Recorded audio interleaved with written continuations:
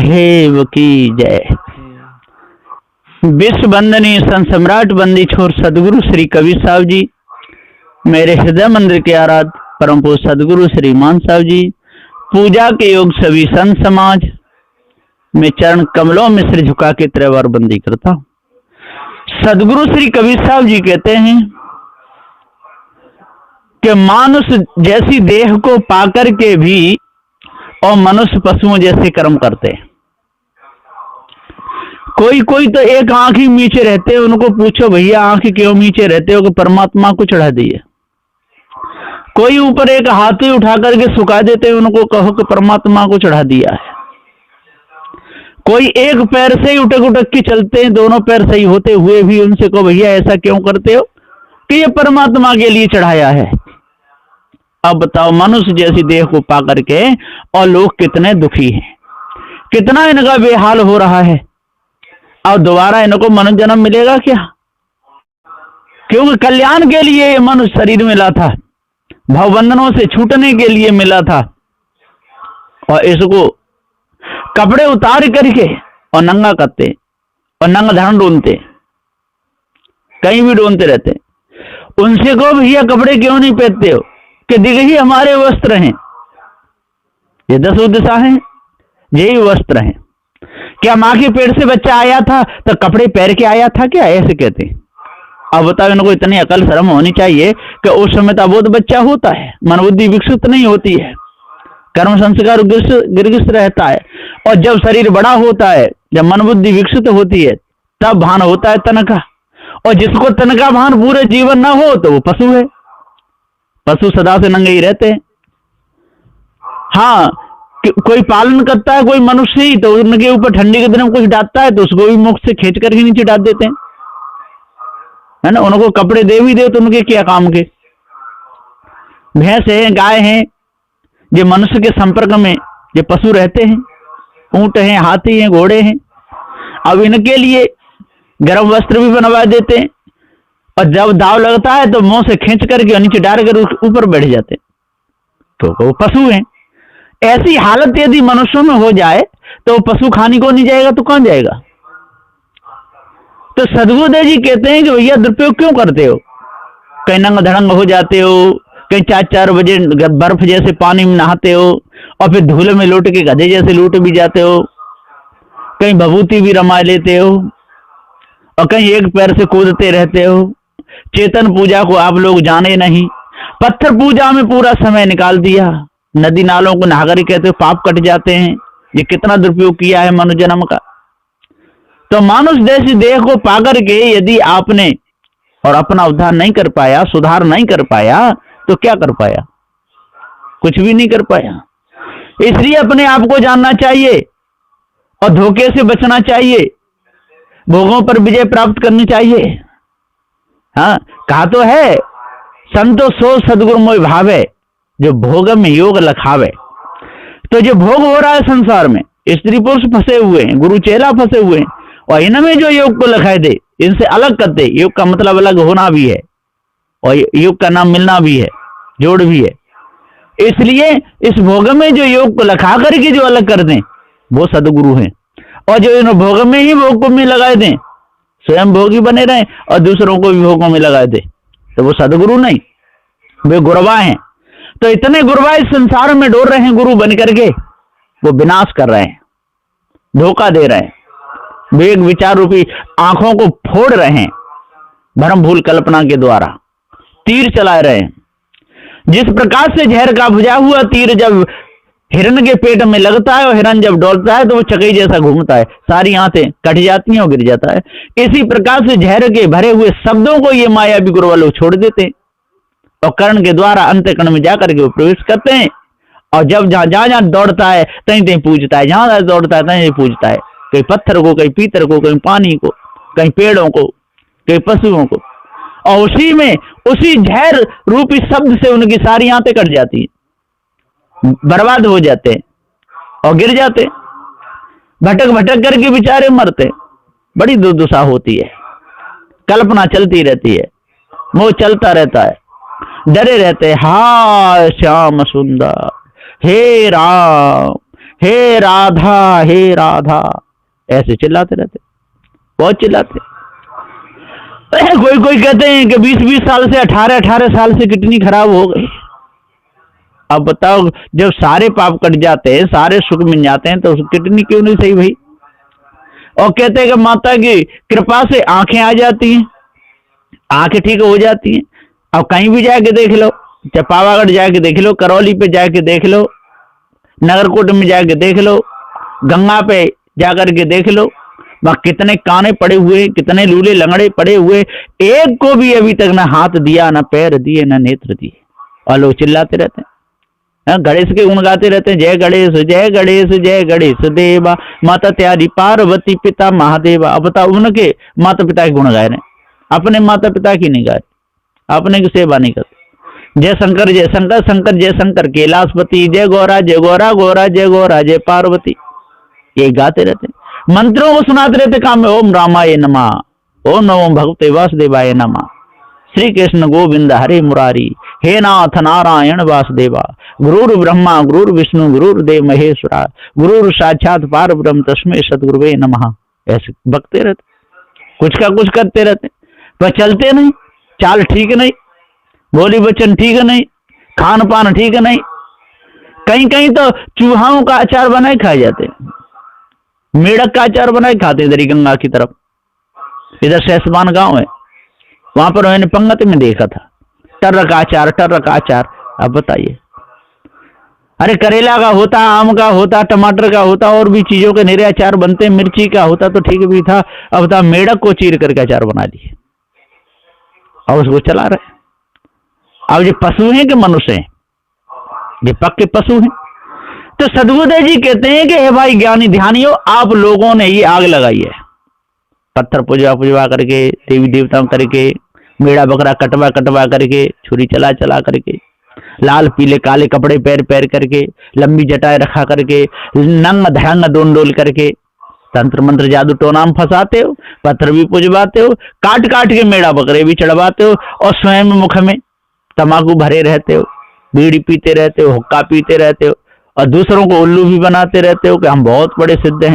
मरगटा में जाकर के पड़े रहते हो शमशान भूमि में, और कर्ज से निकाल करके मुर्दे के मांस को भी खाते रहते हो। अब बताओ, आपको मांस कैसे कहा जाए? आप मनुष्य हो ही नहीं सकते।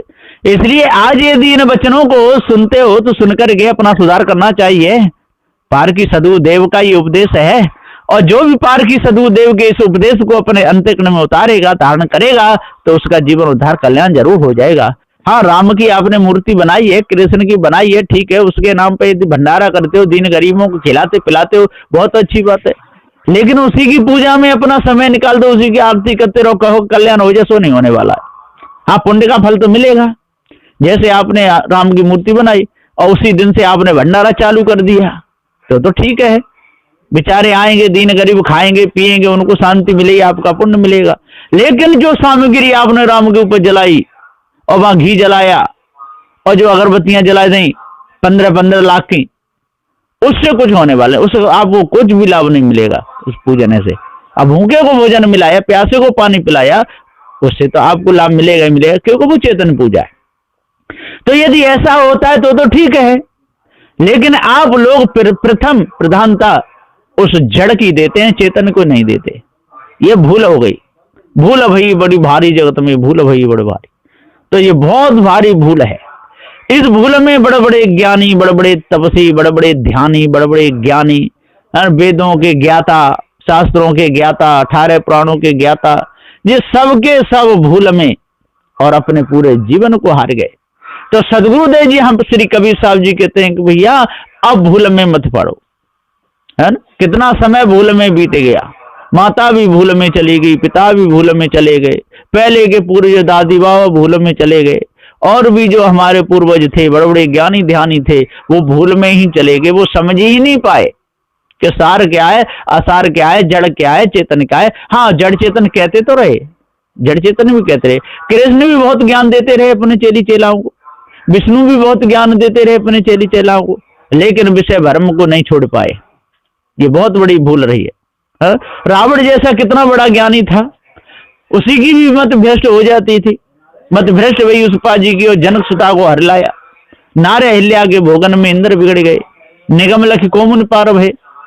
तो चाहे राम हो या रावण हो, कृष्ण हो, कोई भी हो, चरणाच हो, कोई भी हो, जिन्होंने अपना सुधार कर लिया वो कर लिया, नहीं कर पाया नहीं कर पाया। तो इन लोगों ने तो नहीं कर पाया, इनके इतिहास अभी गवाह है वर्तमान में। साधु श्री कबीर साहब जी एक ऐसे महापुरुष हुए संसार में, अनादिकाल के जगत में, कि उन्होंने कोई भी बुरा कर्म नहीं किया अपने जीवन में, न किसी को धोखा दिया, न कभी चोरी करी, न हिंसा, न व्यभिचार, न ईर्ष्या, न क्रोध, न मान छल, न गाली, न निंदा, न झूठ। इन सबसे सदगुरुदेव जी बचे हुए थे। तन मन वचन पर उन्होंने विजय प्राप्त की और सत्य का उपदेश दिया कि हे अविनाशी चेतन जीव, तू सत्य है, तेरे ऊपर कोई ईश्वर परमात्मा नहीं है, तू स्वयं अपने आप को भूल गया है। तू मंगल आरती भी करता है, सब करता है ना, दुर्गे चालीसा भी पढ़ता है, हनुमान चालीसा भी पढ़ता है, खूब पढ़ता रहता है, लेकिन विचार नहीं करता। विचार करे तो ये भूल पकड़ में आ जाए, और बिना विचार करे भूल पकड़ में आएगी नहीं। कहते हैं कि पहले चींटियां हाथी कितनी बड़ी बड़ी होती थी। जब चींटियां हाथी कितनी बड़ी बड़ी होती थी तो हाथी कितने बड़े होते होंगे, इन लोगों को पता नहीं। मच्छर भी कुत्ता को और पंजे में देख उड़ जाता था। अब बेवकूफी की बात है ना, मच्छर कोई कुत्ता को कोई पंजे में देख उड़ेगा? बिल्कुल धोखे की बात है ना। और भीम ने हाथी पकड़ पकड़ के आकाश को फेंक दिया, अभी तक गिरे ही नहीं है। जन कहा और लाखों हाथी फेंक दी, इतना भाई युद्ध हुआ था। 18 अक्षौणी सेना मारी गई है ना, 11 अक्षौणी सेना कौरवों की मारी गई, 7 अक्षौणी सेना पांडवों की मारी गई, 18 अक्षौणी सेना मारी गई। और उसमें बहुत बड़े बड़े दल थे, कितने कितने हाथी, कितने घोड़े, और भीम ऐसे गेंद की तरह हाथी को आकाश में फेंक देता था, अभी तक नहीं गिरे। अब बताओ जी कितनी बड़ी भूल है। जब तक इस भूल को अपने अंदर से नहीं निकालोगे, जब तक इस कल्पना को अपने अंदर से नहीं निकालोगे, जब तक कल्पना के गुलाम बने रहोगे, भूल में अपने समय को गमाते रहोगे, तंत्र मंत्र जादू टोना में फंसे रहोगे, तब तक आपको मिलने वाला कुछ भी नहीं है। बड़े बड़े ज्ञानी, बड़े बड़े ध्यानी इस जगत में आए और सब जड़ाध्यासी होकर गए और खार खा करके चले गए, नाक रगड़ रगड़ के पत्थर और पानी में, एक भी नहीं बचे। इसलिए आज यदि अपना सुधार कर लोगे तो ठीक है, और नहीं तो जिस प्रकार से उनकी हालत हुई वैसी आपकी होगी, और मनुष्य जन्म से मारे जाओगे, और पशु पक्षी उसमें खानी भटकना ही पड़ेगा। अष्ट महासद्गुण आपके अंदर आएंगे नहीं। कहते तो रहोगे, कहने में क्या जाता है, लोग कहते तो खूब भी रहते हैं, सेवा करो करते नहीं, पानी पिलाओ पिलाते नहीं, भोजन कराओ कराते नहीं। और दूसरे के जो जाते हैं तो दूसरे का सारा खा जाए, 1 किलो घी रखा हो तो उसको भी खा जाए एक बार में, सब्जी कोई हो तो एक ही बार में सारी हजम कर जाए, सारा बिगाड़ दे। और अपने जहां कोई आवे तो उसको बराबर देंगे ही नहीं, नेक देंगे टो करके। ऐसे लोग बहुत से देखे। दूसरे के जहां जाकर के तो सब हाउ हप करना चाहते हैं, खाना चाहते हैं, पर खिलाना कोई किसी को नहीं चाहता है। ऐसे बहुत लोग देखे हैं। दूसरे के जहां जाएंगे, देखो कितनी अच्छी सब्जी, उसको सारे बने कर लो, सारा बना लो, है ना, घी है, देखो अपने खाने के दिया खूब डारो खाओ, है ना, बादाम छुआरे काजू किशमिश खूब खाओ। अरे दूसरे का लूट का आ रहा है और तेरा पैसे से आ रहा है। तो सदगुरुदेव जी पुकारे, कहते हैं कि जब तू खाना चाहता है तो खिलाना भी तो सीख, जब सेवा करवाना चाहता है तो करना भी सीख, लेना चाहता है तो देना भी सीख। तो सदगुरुदेव जी पुकार के समझाते हुए कहते हैं कि जब तक अब वस्तुओं का हम दुरुपयोग करते रहेंगे तब दुखी रहेंगे। यदि घर में अनाज है तो जिथोरू के एक ही बार में उलूच दो, फिर भूखे बैठे रहो। है कपड़ा है, एक ही बार में रोज बदलते रहो उसको, जब बेकार हो जाए तो नंगे डोलो, है ना। आंख फोड़ लो, सूर्यराज जी ने दोनों आंखों में कीले घूस ली तो वासना मिट गई। तो आंख फोड़ने से कोई वासना नहीं मिटती है। तो सदगुरुदेव जी हाँ पुकार के समझाते हुए कहते हैं, यदि वासना मिटनी है तो ज्ञान को विचारना पड़ेगा, पारक ज्ञान में आना पड़ेगा, जड़ चेतन के भेद को समझना पड़ेगा, है ना। विवेकी संतों की सेवा करनी पड़ेगी, उनकी तरफ सच्चा भाव रखना पड़ेगा, भाव से सेवा करनी पड़ेगी, है ना। उनकी दया से ही वासना मिटेगी। जब लगन होगी तब मिटना चाहेगा, तब सेवा करके अंतःकरण की कालवा छुड़ाना चाहेगा तो वासना मिटेगी, और नहीं तो कभी नहीं मिटेगी पूरा जीवन। तो सदगुरुदेव जी हाँ कहते हैं कि जल्दी से जल्दी अपने आप को जान लो और इन मायावी गुरुवा लोगों की कल्पना से बचो, भ्रमभूल कल्पना से बचो, विषय वासना से बचो, और मन को हमेशा संत गुरुजनों की सेवा में रखो, पढ़ने में रखो, लिखने में रखो, कुछ भी रखो, बोध विचार ज्ञान में रखो। इधर उधर की गप टप मत रखो, संसार के ये कारोबार चल रहे हैं, इनमें यदि अपना मन लगा दिया तो पूरा जीवन धोखे में बीत जाएगा। किसी किसी का पूरा जीवन व्यापार करते हुए, लड़ते झगड़ते हुए, दूसरी कमियां देखते हुए सारा समय निकल जाता है। पत्थर पूजते पूजते, नदी नाले पूजते पूजते, माला फिराते फिराते, मांस खाते खाते, दिन गरीबों को दुख देते देते, दूसरों के माल को लूटते लूटते पूरा समय चला जाता है, मिलता कुछ भी नहीं। इसलिए आज अपने आप को जान लो, भ्रम भूल कल्पना को मिटाओ, पार की संतों की शरण में लगो, तब पूर्ण शांति मिलेगी, नहीं तो मिथ्या धोखे में जीवन चला जाएगा। बोलिए श्री सद्गुरुदेव की जय।